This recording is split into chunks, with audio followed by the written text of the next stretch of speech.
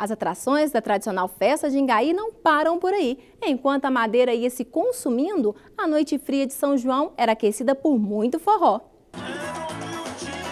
O som ficou por conta da dupla sertaneja Gina e Geno, que embalaram a noite fria de São João ao som de um animado forró.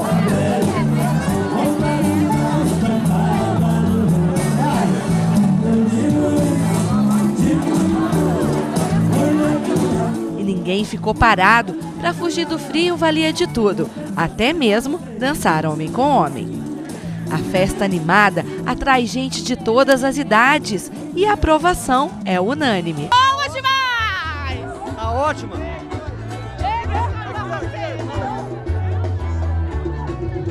É muito boa, graças a Deus, estou gostando muito da festa. Gino e Geno tá bombando. Muito boa, a festa tá maravilhosa, 100%.